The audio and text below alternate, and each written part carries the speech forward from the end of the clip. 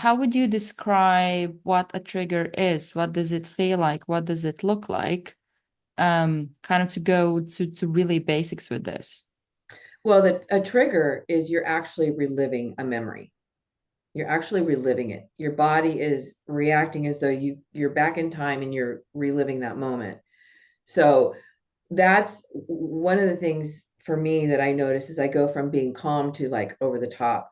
And in that over the top includes racing thoughts where I can't even grasp what's going on. Just they're coming at me so hard. And then my body is reacting.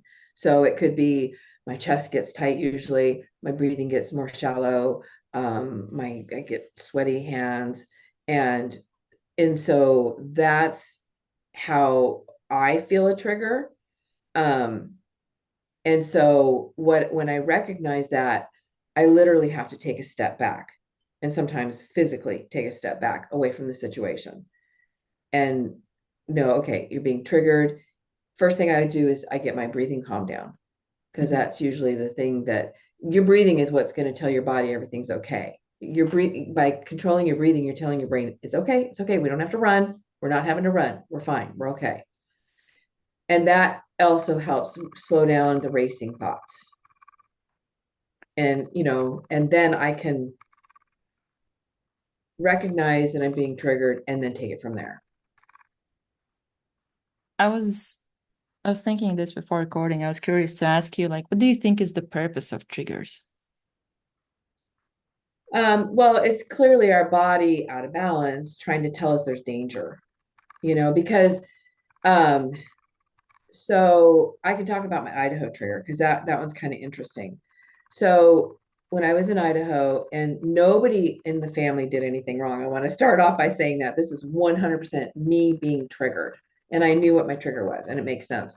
So I had been bitten by a cat, and I knew when I got bit and I got bit bad that I needed to go to urgent care. But it was early in the morning and we were going to do a few things. And I thought, okay, I'll just go in the afternoon. So I was with my family, and one family member uh, had said, oh, well, my dad got bit.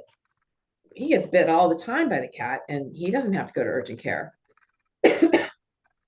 Okay, I got instantly triggered right there. Does it make sense for me? Why would I be triggered? Would you be triggered if someone said that to you? Some years ago, probably. Yeah. So Now, I was probably not. instantly triggered, and I felt it, and I realized that the bad things wanted to come out of my mouth, and so I shut my mouth because it wasn't appropriate, Okay, and what made you to shut your mouth instead of saying them? because What I didn't. helped you? What helped me is I don't want to hurt people. I don't want to, I So don't in want that to. moment, you were able to recognize that if I say it, there will be consequences. Oh yeah, there'll be So cleanup. so you were and like I think it's valuable to pause here because that's a good feedback of where you can get. It's not that you got there day one, but you're No, able to, and that's how I also kind of perceive triggers is that trigger is information to me where I think if there's no triggers, there's no growth. Because each trigger is like an opportunity of something like a gift that I right, unwrap, and I'm like, oh, there's like a new thing for me to work correct. on. It doesn't feel good, but it's like an information. It is. And what happens in that moment to what you're describing is that you get something happening that triggers you, or there's that like response that naturally you would want to, and like Mhm. your usual response is anger. Yes, For me, lash it out. probably would be like shutting down or like just, I don't know, Oh, sadness or kind of withdraw. Um, mhm. because I Interesting. was like, oh, I can't make any conflict. I'm a peacemaker kind of thing. That was my Right. identity. Oh, okay, right, So I wouldn't confront. I would kind of take a step back and then try to resolve maybe. Um, but that's still both of them are natural kind of reactions. right. And then what you're able to do and what I'm now able to do because of the practice, consistency and Yes. practice, not always, but now, is we're able to take a step back in that moment and you internally feel that you're being triggered. Hmm. You don't make it mean anything other than, oh, I'm triggered. I wonder. Correct. And Right. and then you identify automatic response, and instead of actually acting on it, you are able to think ahead and think about, okay, if I say this, what will happen, and do I like that outcome or scenario? If not, I probably won't do that. So there's so many things that happen in that millisecond. That's why it So takes much that happens. practice.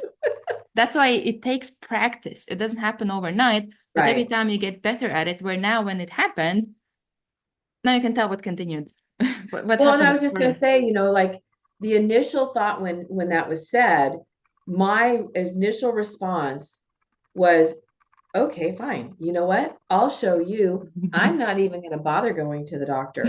How about that? We'll let my Yeah. hand fall off. Like it really went that crazy. Yeah. And again, nobody did anything wrong. Yeah. What she said was not wrong. It wasn't. It was I was being triggered. And so I shut my mouth and she kind of kept saying a couple things, but I think my son who was driving looked and he's just like he could see that I think he saw I was triggered. I don't think he realized I was triggered. Mm. And he's just like, oh, hey, she just needs to go to the doctor. And so it stopped, right? So we go do our thing. We did lunch or whatever. And then Larry and I, my husband and I, were going to go and probably go to urgent care after that. So we're in the car and I'm in a safe place, Mhm. right? I'm with my husband, I'm in a safe place, and I'm letting that trigger fire up again. And it did. It fired up because all he said was, are we going to go to urgent care? No, no, we're not. And so just this crazy thought started. It goes from like calm to like crazy land. And so I just started, and he's driving, right? And I set up and I looked towards him and I'm just like, no, I'm not going. And I'm just saying, I don't even remember what I said. It was Yeah. crazy stuff, right? And he just starts smiling. He just started Yeah. smiling. And I said, well, clearly I'm being triggered. And the crazy talk that is coming out makes no sense. Yeah. And instead of self-sabotaging myself, which is what I was trying to do, we're going to urgent care. And so we went to urgent care. But what was interesting about that whole entire trigger is that was the first time that I literally felt like an out of body experience. And I was Mm. literally hovering above watching this whole thing. And I was completely aware of every step of the Yeah. way and how critical it was and important that I keep my mouth shut because I can have a really sharp tongue.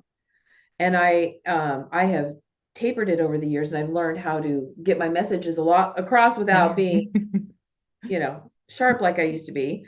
Um, but it was so empowering to go through that and be aware as I'm going through it. And because now it's empowering, and now I'm really, I don't know, I can't say I know exactly how aware I am of my triggers, but I know I don't get triggered obviously as much as I used to, but I feel like I am really aware of when I am triggered and am able to manage it. What you said about that hovering over experience, that's exactly how I experience or describe awareness. I'm Yeah, literally yeah, looking at yeah. myself from the side. Yes. And You're an observer. yeah, Yeah. and it it's weird to explain it, but also like in the moment, it's so helpful. And it's something that I think, and that's an interesting piece for me, that I'm now in that observation space so much that it's like a habit. It's like a normal thing. And that's why I think it's easy to, or much easier to catch the triggers. And I'm so aware of them. I instantly know how it feels, where in my body I feel it, what triggered me. Or if I don't know and I randomly feel trigger, I will go within and I will try to understand it. And sometimes I'll be like, oh, maybe it's not the trigger, just something is coming out, like some emotions or something that might have been suppressed. Yeah. But a lot of it is that, and this is something that I think that we talked about in last episode that we did on this podcast, was about judgment versus curiosity. Yes, I was just going to say that. I was going to say, I think the key to this is that instead of being judgmental, because it would be real easy. I mean, think about if we took that scenario and I wasn't aware and the damage I could have done, I could have hurt a lot of people in that, right? And so then the judgment and but instead going into it with curiosity, that's exactly what I was going to say. And another thing that I wrote down that I think it's important to point out about triggers is that, and not, I probably didn't want to hear it or know it 3 years ago. Triggers are about you, not others. Correct. 100%. That's why I started before I started the story. I said nobody did anything wrong in Yep, this situation at exactly. all. It was 100% me being triggered by something. She had no idea, no Yep. clue. Oh, and I didn't even tell you what caused the trigger, what I realized Yeah. the root of it was when I was young and I would hurt myself, my mom wouldn't take me to the doctor. Mm, And there was more than once where I was like really hurt pretty bad and she wouldn't take me and my dad would end up getting mad and taking me. So it was, oh, you don't believe I'm hurt. And mm. it took me getting into an extreme situation before where they finally took me to the doctor. So when she said that, oh, my dad goes to the doctor, my dad gets bit all the time by a cat and never goes to the doctor. Do you see the Yeah, you correlation? jumped right back. I Yeah, was right back to that little girl who got hurt, and you're telling me that I'm fine. Okay, fine. I won't go. Do you see the core? But I did get to the root, which is yeah. important. When you get to the root of that trigger, all of a sudden that trigger has no more part in your life. Okay, so this is interesting. So in this situation, let's assume that you did react, but what reacted was that girl, not you as a grown up. Correct. And my question would be, what would be the effect of healing that healing does when it comes to the age of the person that's responding? Or kind of the maturity, meaning, do you respond as a kid back then? And if you have Mm, done some healing, will your response be to you now, where you're like that mature, grown up person that has gone through the healing or have done the self work? Because the situation is the same, but with trigger, you jump back to that kid right. or whatever was the age when the trauma or that experience happened or belief was created. But when you have gone through some healing, then you don't jump back there, but you Right. have resolved that, and now you can respond from this like healthy space. Yeah. What role does healing play in that? Or if you see that it could play, or maybe in your experience, has it played some role in your kind of your age or maturity of that response coming in that moment? Yeah. If I would have responded without having the awareness and everything, it would have been the little girl responding and it would have been her yelling and having a tantrum. And you're going to hear me. Yeah, That's who would have showed up. That's who was trying to show up, yeah, really. yeah. It's her. And so the healing, I think part of what happened is nobody else did this. I guess I must have done this to myself where I kind of went to the inner child, the little Lisa, and said, Hmm. it's fine. You're okay. We're okay. We're going to take care of this. Yes, you are hurt and we're going to go take care of it. So it wasn't you that got hurt; it was little you.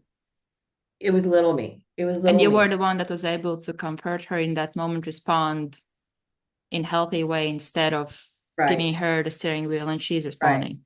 Yeah, I was taking care of her Yeah. instead of letting her take care of the situation because Okay. she was upset. She was like, "Hey, hey, hey, no, I'm really hurt. Listen to me." That's what she was crying out. How do you distinguish which one is which? Well, again, it comes with a lot of self-awareness, but it's usually, when you've worked on like we've worked on ourselves, like we look for peace, we look for, calm, rational, healthy way of managing life and taking care of ourselves. And when she shows up, she comes like screaming. Like it's really obvious when she shows up because it's so different from the way I feel now. Like I'm completely calm now. I'm not triggered. But when the inner child gets triggered, it's not rational. It's chaos. It's her coming, and in my case, it's me coming yelling because I'm not being heard. So I'm gonna make big noise.